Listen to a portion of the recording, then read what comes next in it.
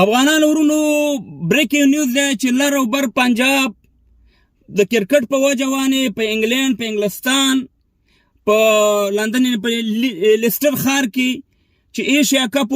د انډیا او د پاکستان میچونو د هغې نه وروسته ډېر سخت جنګونه دي، جنګ اوس هم روان دی او یو بل سره زخمي کړي، دلته یې ماکس هم لګولی دی. په دې باره کې خبرې کومه. بله ورځ د ایلمنډۍ یو ملا د پنجاب یو ملا راپاڅېدلی او هغه چې دی په محمد نبي په نوم باندې نیوکه کړې وه او په اسلام سره په ټکر کې دا ګڼلې وه. خو زه به انشاءالله نن تاسو ته په ثبوت باندې وښیم چې قاضي اعظم ویل چې دی دا ګناه کبیره ده او د یو کتاب حواله به هم درکړم، د عربۍ کتاب دی چې هغې کې تاسې بیا سرچ کولی هم شي چې قاضي اعظم ویل چې دا ګناه ده. او بل د شعیب اختر یو ویډیو هم در باندې وګورم چې د مور خور کنځلې په کرکټ کې کړي په ګراونډ کې، نو هغه هم در باندې اخره کې ګورم. خو اول لازم د لیسټر جنګ ته په انګلینډ کې چې کوم ګوره وایي چې څه کارې هغه بریبې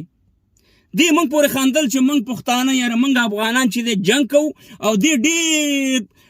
ډېر پرمختګي دی او ډېر بې جنګه دي. نن زه د هغه خلکو نه پوښتنه کوم او اول دا شعیب اختر ته دا پیغام ورکوم چې पंजाबी ने पंजाबी को प्रिंट लगा दिया लिस्टर में कना او زه هغه خلکو ته دا وایم چې شرم درته پکار دی چې تاسې راځئ پښتو مې ووایئ، تاسې د شعیب اختر په سر موږ ته کنځلې وکړي، تاسې د پنجاب په سر موږ ته کنځلې وکړي چې موږ افغانان جنګیان یو، موږ په دوبۍ کې جنګ کوو یا په بل ځای کې کوو. تاسې نن ولې دا یو پنجابی بل پنجابی په انګلینډ کې چې دې ځان ته تعلیم یافته وایي او پرمختګ هېواد دی، دلته ولې د کرکټ په سر باندې جنګ کوي، یو بل سره وخي او زخمي کوي او په زرهاو پولیس راځي. نن به زه ستاسې توره وګورم چې تاسې راپاڅېږئ او تاسې د هغې پنجابي د دې پنجابي په مقابل کې ویډیوګانې وکړئ. تاسې خو موږ له تکړه سي صاحب مهربانه په پښتو خبرې کوئ چې موږ د افغانستان پښتانه افغانان چې جنګ کوو، دی ولې نن جنګ کوي، ولې دی جنګ کوي د کرکټ په وجه باندې. خبره دا ده چې ستاسې توره به زه وګورم. بل افغانان ورونو بله ورځ د پاکستان یا د پنجاب یا د ایلمنډۍ یو ملا راپاڅېدلی او هغه د محمد نبی چې زموږ اساسي کرکټ اتل قهرمان دی، هغه د هغه نوم یې ویلی چې دا محمد نبی ویل چې دی دا یعنې د اسلام سره په ټکر کې دی. اول سوال زموږ دا دی چې په دنیا کې څومره محمد نبی دي، دا د بل چا نوم ولې نه اخلي، ولې د افغانستان د کرکټ د لوبغاړي نوم اخلي د کپتان. اول دې ته سوچ پکار. بل قاضي اعظم ویل چې دی دا بالکل ګناه ده. دلته یو کتاب دی مجد السلام دی چې په عربۍ کې نوم دی، دا د دنیا مشهور کتاب دی د عربۍ. په دې کې لیکلي دي چې قاضي اعظم چې دی قاضي اعظم دې ته باید جنا وویل شي، قاضي اعظم ویل چې دا ګناه ده. خو زه دا خبرې در سره کومه نو په دې کې لیکلي دي چې جنا چې دا اسماعیلی و، دا د پیغمبر د اسماعیلان هغه ډله ده چې هغه د پیغمبر علیه السلام په خلاف باندې ده، پیغمبر علیه السلام توهین کوي، دا هغه ډله ده او دا دغه چې دی جنا دا د هغې ډلې نه دی. بل قاضي اعظم یعنې قائد یعنې لیډر، دا خو ته صرف موږ تاسې زموږ ستاسې مشر یا لیډر چې دی خو پیغمبر علیه السلام، قائد خو زموږ هغه دی. نو قاضي اعظم محمد علي جناح ویل چې دی دا بالکل زما په حساب ما د علماو نه پوښتنه وکړه چې دا بالکل ګناه کبیره ده. په دې باندې زموږ پښتانه مولیان وغږېږي او د دغه کتاب حواله دې ورکړي چې دا یو ډېر مشهور کتاب دی. په دې کې ښکاره د غټو که په دنیا کې خلک تیر شوي د هغې په باره کې لیکل شوي دي، د عربۍ کتاب دی، موږ نه دی لیکلی موږ افغانانو، او په هغه کې واضحه دا ده چې قاضي اعظم محمد علي ته نشي ویلی. په دې کې ته صرف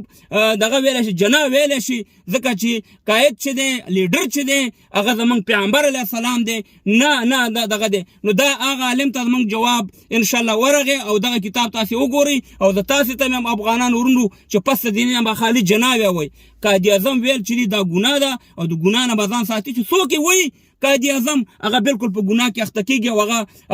ګناهګار دی. نو دغه کتاب نوم مې ورکړی، دا کتاب هم تاسې سرچ کولی شئ. او بل افغانان ورونو